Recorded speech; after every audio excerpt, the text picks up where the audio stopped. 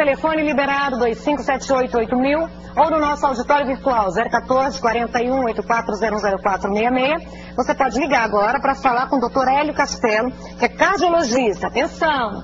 Aproveita agora e esclareça suas dúvidas, hein? Nós vamos falar sobre infarto. Então, para você que está em casa e quer fazer uma pergunta, os telefones já estão liberados. Tudo bem? Boa tarde, doutor. Tudo bem, né? Bom, querido, bem-vindo. Prazer, velho. Hoje vamos falar sobre infarto.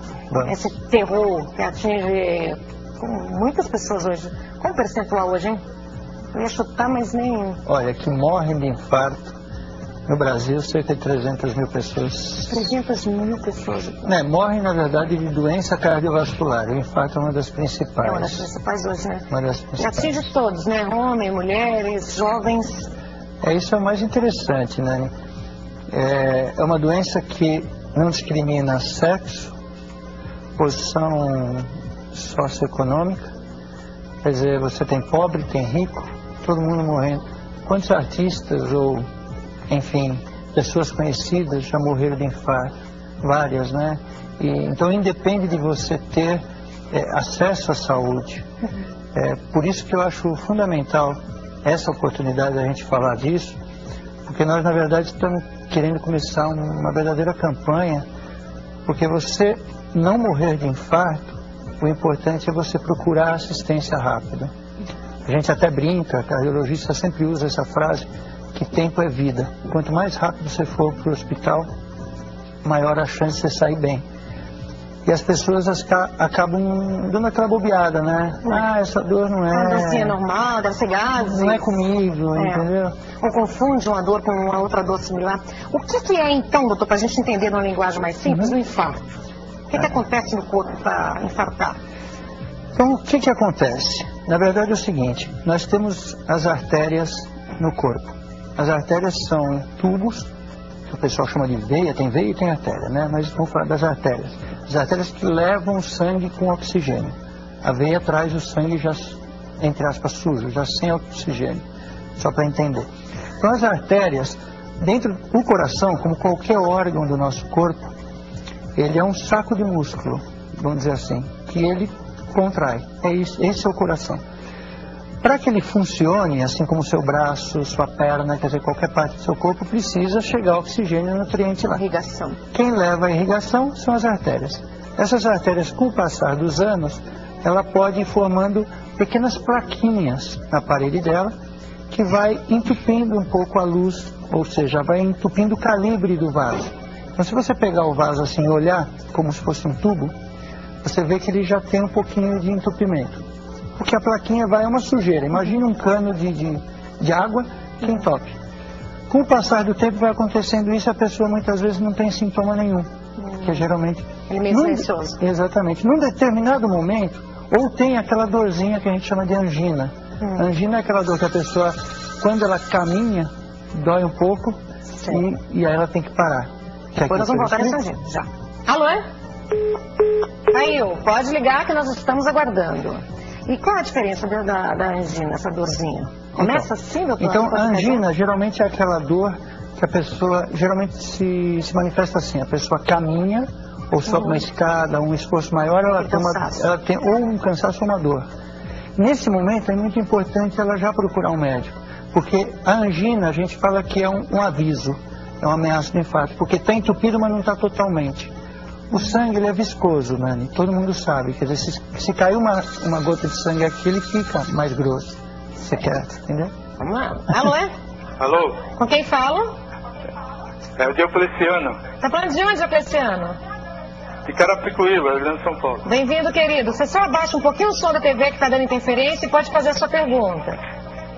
Pois não. Obrigado. Obrigada a você. Boa tarde, doutor. Boa tarde.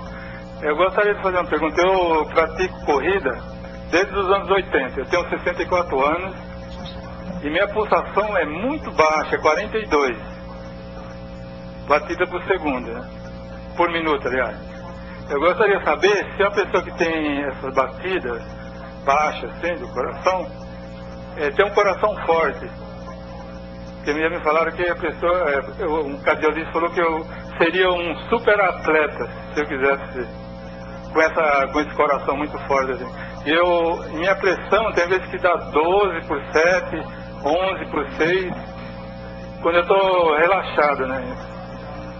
Eu tenho aquele aparelho monitor que ele oscila muito. Quando a gente está meio tenso, ele dá para cima, ele é muito sensível. Você é confiável, aqueles monitorzinhos que você compra na farmácia para aferir a pressão. Obrigado e uma boa tarde. Para você também. Obrigado, viu? Eu Cristiano, é o seguinte, quer dizer, primeiro parabéns, hein, porque como você faz atividade física com 62 anos, que ele disse que tem, né? Ter uma frequência baixa, isso é porque você é uma pessoa bem treinada. Só para te dar um exemplo, o Falcão, na época que ele jogava futebol rotineiramente, vamos dizer assim, que ele era atleta, ele tinha uma frequência em torno de 40 e pouco, 50. Então a frequência cardíaca ela vai abaixando porque o coração se adapta e não precisa trabalhar tanto para fazer aquele esforço. A única coisa que eu queria deixar de lembrete para você é não deixar de fazer um check-up periódico, porque você já tem 62 anos. Não é proibido fazer exercício, muito pelo contrário, se Deus quiser vai chegar aos 80 fazendo, mas é importante dar uma checada no teu coração de tempo em tempo para ver se está tudo bem. Mas parabéns. Isso é bom, né? E voltando na angina. Então a angina é quando essa artéria está entupida, mas não está totalmente. Aí como o sangue ele tem uma tendência à viscosidade, em um determinado momento ele tem uma dificuldade para passar aquele local que está mais estreito, e ele entope 100%. Então o infarto é quando entope 100% um vaso do coração, as faladas artérias coronárias, que todo mundo já ouviu falar. Então como não vai sangue numa área do coração, aquela área sofre com isso, com falta de oxigênio, e ocorre uma necrose, que imagine quando você faz um machucado que fica aquela camada meio escura e tudo mais, é isso que sofre dentro do coração. Certo, voltamos já. Alô? Alô? Com quem falo?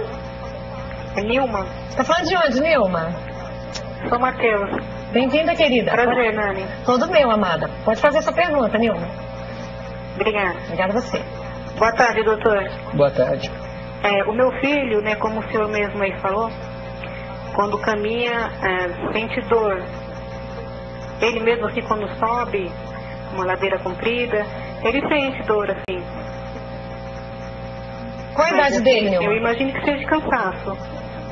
Quantos anos Mas ele tem? fala que o coração acelera e ele sente uma dor. Quantos anos ele tem, Nilma? Ele tem 11. 11 anos. Olha, Nilma, é muito difícil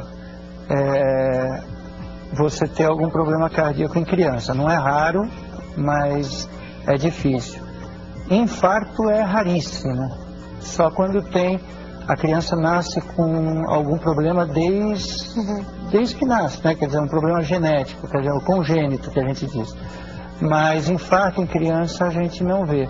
Então eu acho que vale a pena levar, como ele está com 11 anos, levar de repente no pediatra para observar se tem algum outro motivo para doer. Às vezes é um momento de crescimento da criança, às vezes ela não está adaptada a algum tipo de esforço que ela faz. Tem que no peso também, certo, né, doutor? Tem que ver o peso, fase de crescimento, mas eu acho muito pouco provável de ser um risco de infarto ou coisa do tipo, isso é raríssimo. Não mas mesmo assim já passa no médico e esclarece, claro, né? Pediatra. Doutor, é verdade que no horário de verão aumenta o risco de ter um infarto? Por que ou é lenda? Olha, existem alguns trabalhos falando um pouco isso. Olha, sinceramente não tem nada absolutamente comprovado que o horário de verão faça mal. Eu li recentemente isso, até que talvez mude um pouquinho o parâmetro de estresse das pessoas, etc., porque muda toda a rotina da pessoa. Mas, sinceramente, eu não sei se isso é absoluta verdade. O que a gente sabe é que de manhã é mais comum, tá? E nos dias mais frios. Frio? E a mudança brusca de temperatura? Também pode acontecer. Geralmente acontece muito infarto nesse período, né? Mas principalmente nos dias mais frios. Por quê? Nos dias mais frios contrai os nossos vasos, tanto que a gente fica mais branquinho, a gente fica mais pálido, né, no dia mais frio, porque a pele se contrai.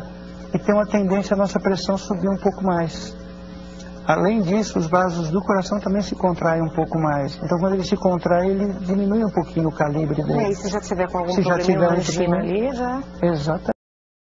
É uma situação, né, doutor? Alô? Tarde. Oi, boa tarde, com quem fala? Pedro, São Paulo. Bem-vindo, Pedro. Pode fazer essa pergunta, querido. A minha filha, ela tem 16 anos e ela nasceu com citos totalis inversos. Eu gostaria de saber do senhor a respeito. Poxa, hoje várias perguntas interessantes. Citos inversos totalis, o que vem a ser? Ela tem tudo ao contrário. Então, o coração, ao invés de estar virado para a esquerda, ele está virado para a direita. O fígado, ao invés de estar do lado direito, está do lado esquerdo. O baço, ao invés de estar do lado esquerdo, está do lado direito. E assim ao contrário. Não tem nenhum problema de saúde. Se for só os citos inversos, eu tenho 2 pacientes, 2 crianças no meu consultório, uma já está grande, já tem 20 e poucos anos, 30 anos, que também tem isso. Então é interessante, porque é um susto que dá, né? Dá principalmente quando essa criança vai num socorro, ou no médico, no pediatra, ele faz um raio-x e ele acha que está contrário. Ele acha que a chapa está contrária, porque tudo fica ao contrário. É uma alteração de quando a criança nasce, mas ela não vai morrer do coração ou de qualquer problema por causa disso, é só ao contrário. É importante saber e ter documentado, porque, por exemplo, amanhã ou depois ela tem uma dor no abdômen, e está do lado esquerdo, por exemplo, e ninguém faz o diagnóstico de apendicite, porque a apendicite é do lado direito. Ela, se tiver, vai ser do lado esquerdo, ao contrário. Então é importante só saber que os órgãos estão ao contrário. E informar sempre com o que mexe. Exatamente. Doutor, é verdade que as aspirinas protegem os diabéticos de terem infarto? Já você me responde. Alô? Alô? Com quem fala? Boa tarde, a Leila de São Caetano, tudo bem? Tudo bem, Leila? Tudo bom. Pode fazer essa pergunta, querida. Boa tarde, doutor. Eu gostaria de saber, assim, se a palpitação, aquela ansiedade, ela pode causar um infarto? Olha, boa tarde. Só a palpitação não. A ansiedade extrema ou o estresse extremo, ele pode desencadear. Se você já tiver, como eu estava explicando agora há pouco para a Nani, se você já tiver lá no teu coração uma plaquinha de gordura entupindo parcialmente o teu vaso, a coronária, num momento de maior estresse, de maior ansiedade, isso pode fazer com que a sua pressão suba, a sua artéria se contraia e pode levar desencadear o episódio de infarto. Agora, só isso sozinho não, tá? Então, o sintoma de palpitação não é necessariamente um prenúncio, um sinal que você vai ter um infarto, tá bom? Certo. E no caso dos diabéticos, aumenta a chance de ter um infarto? Sem dúvida, o diabético, tudo isso, nós né? até tivemos agora, acho que foi sábado, o Dia Nacional da Diabetes, que eu achei incrível que eles iluminaram vários monumentos em azul agora. Teve de rosa para as mulheres e agora em azul por causa dos diabéticos. Diabetes é uma doença, entre aspas, terrível. Terrível pelo seguinte, ela tem como viver bem com ela, hoje tem vários tratamentos, mas só que ela é muito insidiosa, ela fica escondidinha e ela demora para dar sinal. Nani, para você ter uma ideia, 50% só das pessoas sabem que tem diabetes. Então 50% que tem diabetes não sabem. Então é importante fazer um check-up para isso. E o diabético aumenta a chance dessa gordura grudar na parede dos vasos. Então aumenta a chance de infarto, sim. Tanto que é um dos fatores de risco mais importante para infarto, é o diabetes. E o diabético a gente sempre tem que tomar um pouco mais de cuidado, porque é um paciente que ele tem uma predisposição de entupir outros vasos também. Certo, a obesidade também, né, doutor? Sem dúvida, a obesidade também. A alimentação está errada? A gente pode ajudar para evitar, então? Tem como ter uma prevenção para você não vir no futuro a ter um infarto? Olha, eu acho que a gente pode prevenir no sentido de melhorar a qualidade de vida. Você melhorar a alimentação, fazer atividade física, como há pouco o nosso ouvinte falou, desde que tenha feito uma avaliação antes, controlar o diabetes, a pressão alta, etc. Agora, a mensagem que a gente tem que deixar é o seguinte: se você tem, primeiro fazer um check-up preventivo sempre, para não chegar a ter o infarto. Se você tiver algum sinal de dor no peito, ou uma sensação que a gente fala, não precisa dar muito a receita de qual é o tipo da dor. A pessoa sabe quando aquela dor é estranha para ela, é perigosa para ela. Se você sente alguma coisa estranha, a gente brinca que dor acima do umbigo é sinal de perigo. Se você sente alguma coisa assim, vai procurar o pronto-socorro mais próximo, mesmo que chegar lá e falar, não é nada e mandar embora. Mas é importante, porque se a pessoa ficar em casa, a chance de ela morrer de infarto é maior que 30%, 40%. Se ela chegar no hospital, pode cair para 5%, 6%. Quer dizer, a diferença é muito grande. Doutor Hélio Castelo, queria te agradecer muito. Te convidar para voltar outras vezes, quando você tiver um tempinho. Estou à sua disposição. Queria que você pudesse deixar algum site, ou algum e-mail, algum telefone que possa deixar para as pessoas que estão em casa. Deixo sim. Vou deixar lá na nossa clínica, nós temos cardiologistas todos os dias, 3289-9784, fica na rua Itapeva, através da Paulista. E o nosso e-mail, que é angio.cardio@terra.com.br. E o telefone? 3289-9784, em São Paulo. Obrigadíssima, doutor Hélio. Muito obrigado. Eu que te agradeço. Vou esperando. Obrigada, querido. Todo meu. Para você que está em casa...